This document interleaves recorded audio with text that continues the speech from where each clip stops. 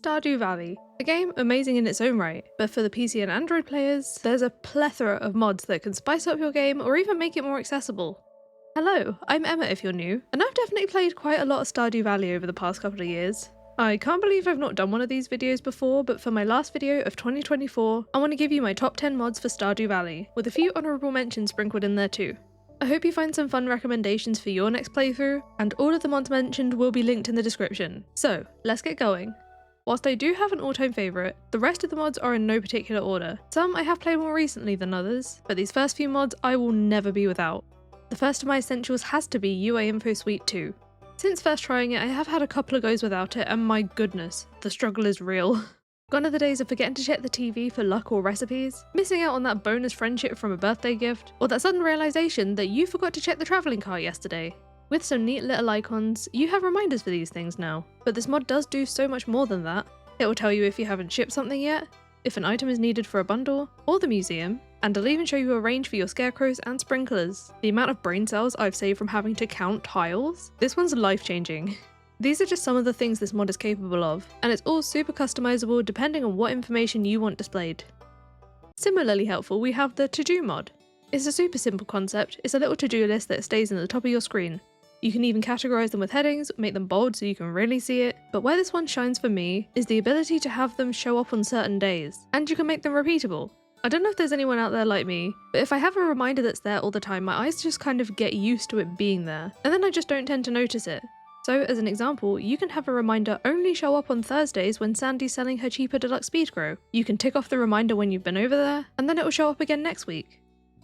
Another way I love using this is to set a reminder for things I've planted on Ginger Island, so I don't miss out on harvesting them or just quite simply forget that they're there. Alongside this one, I do want to mention a newer mod that I haven't got that much experience with, but I have had it recommended to me. Some of you might love it, and it's called the Automatic To-Do mod. Instead of setting your own reminders, this one will just give you a list each day, and it will cross off the tasks as soon as you've done them.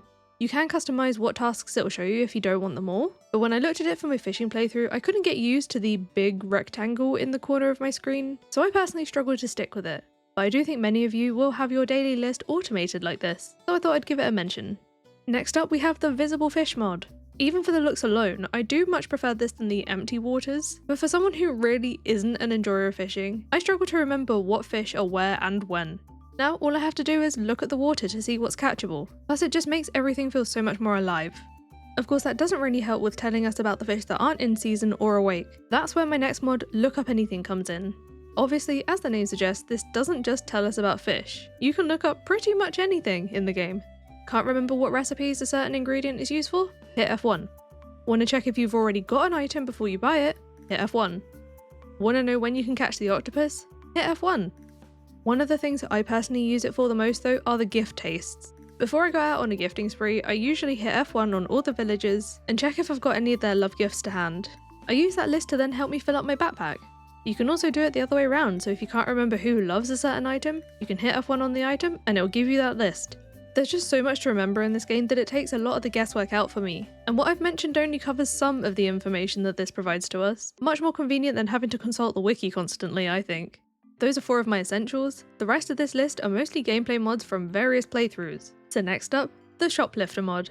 You might be familiar with this one if you've watched the Stardew as a Thief playthrough. Now those are a fun time. And it pretty much does exactly what you expect it to. It allows you to steal from the shops. You do have to be careful not to be seen though, because if you are, you will lose friendship, and eventually you can get banned from certain stores. It's just a little bit of mischievous fun when you want to go full goblin mode. That does remind me, I also got a lot of questions on that playthrough about what farm map I used, so I thought I'd mention this one. It's the remote villa farm.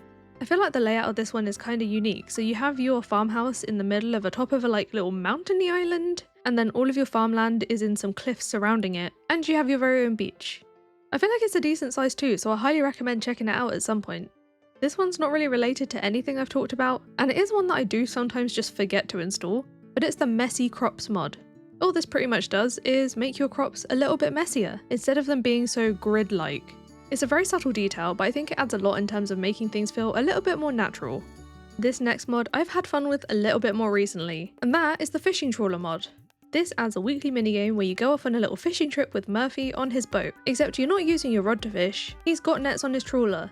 Problem is, that thing is falling apart, so whilst Murphy's driving the boat, it's your job to keep it together and stop it from sinking. If you manage to get the boat back in one piece, you can return with hundreds of fish potentially, and some unique treasure items.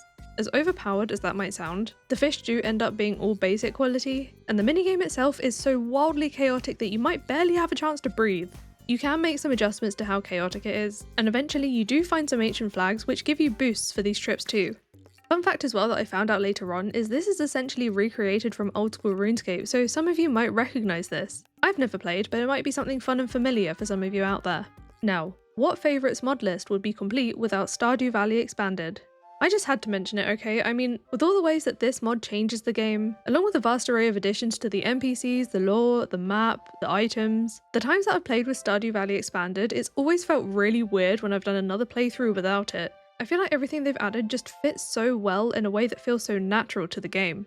If you have played modded Stardew Valley, I'd be very surprised if you haven't already tried this one out, but I do really want to revisit this one at some point because I haven't played it in a couple of years. They've added loads with the 1.6 update, and not gonna lie, the FOMO is really getting to me on this one because I've heard about how much some of you have been enjoying the updates. I really gotta try it again soon. There's 2 mods to go, and these ones are quite special to me. Next on my list is the Rapidx Complete Production mod. Before I explain this one, I want to point out that it is still officially on 1.5, not yet updated to 1.6. The update is in the works, but it is a lot of work, and they're not just making it compatible with 1.6, I hear they're also adding a load of fun new additions. I can't begin to imagine the amount of work going into updating this one. There's over 5,000 items to ship, then there's the hundreds of crops and fruit trees, a whole range of forageables, some of which I've not even found yet, and then you have all the artisan machines for processing everything. With this mod, you befriend 6 new NPCs, and over time as you gain hearts with them, you unlock more and more of their personal stores. There's some very unique goodies in here, some of which are very powerful and very expensive. I am currently streaming this one every week here on the channel, but even when it does get updated to 1.6, I will be remaining on the 1.5 version, simply because that it will require me to start again, essentially, and being in year 5 of my playthrough, I am not willing to do that. I've grown attached, I don't have it in me to get rid of all this progress. If you want to take this one on at some point, it might be worth just waiting it out and checking back every couple of months to see where they are with the update on Nexus. But I will say please don't keep hounding them, it is so much work and they are working really hard on it. I will add a few bonus mentions here that I have been playing this playthrough with. I don't recommend doing this one without the tractor mod, automate, and preferably a larger farm map with at least some extra spots for all the fruit trees you're going to need to grow. I mean, you can do it without these things, but even with them, it can still be a little bit overwhelming at times. Still, it's great for those of you who want a challenge and a very long playthrough. As a side note, for those maybe after something slightly less intense, emphasis on slightly, there are a collection of mods that are similar that are updated to 1.6, and those would be the Cornucopia mods. These also add a whole bunch of new crops and recipes and such, and I personally haven't had a chance to use it, but I've heard a lot of good things from the community, especially while some people are waiting for the 1.6 Rapidx mod. So there's a little group if you want some sort of a challenge. And then for the last mod on my favourites list, my all-time favourite. Some of you might have already guessed this one, and it's the Archipelago randomizer mod. If you've been watching the channel, you'll probably know this one from the messed up Stardew playthroughs, and I'm currently working on a new, even more chaotic one for 1.6. Again, this is another very customizable experience, but with this you have the option to shuffle almost everything in the game.